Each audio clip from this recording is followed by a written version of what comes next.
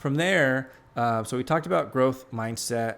We talked about the routine, high performance routine. We talked about CEO mindset. We've talked about hiring. And the next thing we're going to talk about is once you hire people, you need to be an effective leader. And I realize not everybody has experience in leadership, but if you're going to hire somebody, doesn't mean you just have to give them work. You have to lead them.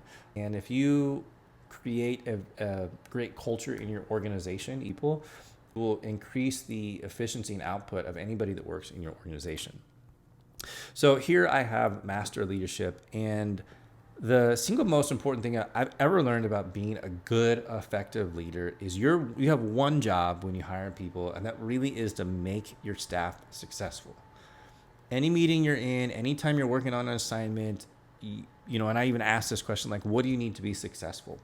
If you focus on making your staff successful, they will love you for it forever, and they will always put in their best. Rather than reprimanding them, just put your focus on making them successful. Earlier, I said create a strategic vision. So if you have that, imagine having a strategic vision, imagine having standard operating procedures, and having KPIs, and you bring someone on board, they're going to love you because you're already from day one, you're setting the tone for what's going to be a very effective, highly engaging, very rewarding work. And the other thing that I really, really, really focus on, I spend a lot of time on this when I'm coaching individuals, once they start hiring, is the weekly planning and review. So you can't just hire somebody and say, here you go, get this work done. What I found the most effective way through, my years of leadership was we use a method where every week on a Monday morning, we'll do all of our planning for the week. And every Friday, either Thursday evening or Friday, we'll do a review. Did you get everything done you needed to get done throughout the week?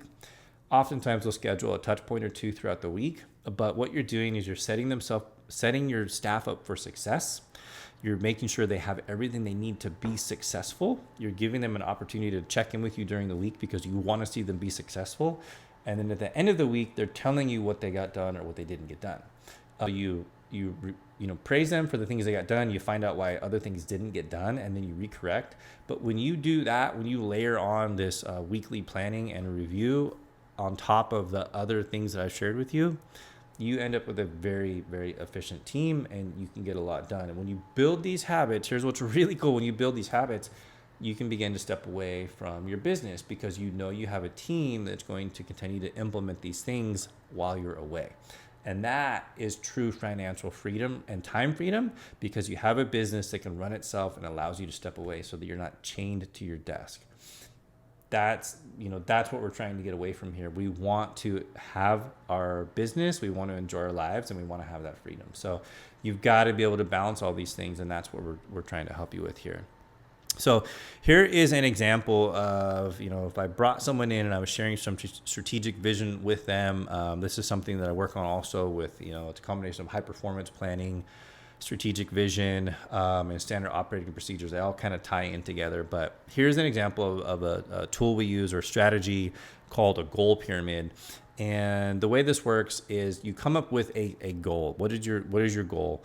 And this example, in quarter 3, 2024, I want to acquire a 200 unit B-class apartment complex.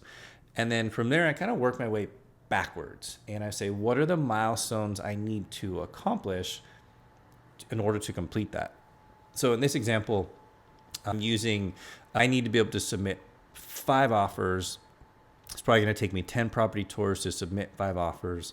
These are larger milestones. Remember earlier I had shown you that I've got these 4 different phases of underwriting that we use to make things much more efficient and streamlined.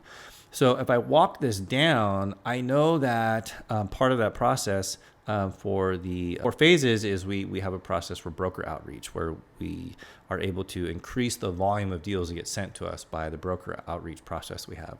So I know that I can reach out to 10 brokers per week. That's going to increase my deal flow. I'm going to get 20 deals underwritten through phase 1 per week. I'm going to do 15 deals phase 2 per week. And then these are my smaller milestones. I'm going to work that up because I know that if I'm doing this, I'm not going to do every single deal full underwriting. But what I can do is if I can get 15 deals of phase 2 per week, then I can probably also have my help do 10 deals per week of phase 3, which means I'm going to do market surveys because that's part of my phase 3. And then that leads me into, over the course of a month, 10 property tours. I'm going to submit 5 offers. I'm going to get 1 deal. So once again, I'll go back to, if you have standard operating procedures, if you have vision, if you have KPIs, and you hire staff, and I know it sounds like a lot, and these are things that aren't going to happen overnight, but as you begin to chip away and work on these things, you now are implementing processes that people can follow, and you begin to scale and grow your operations, and you're not necessarily getting busier.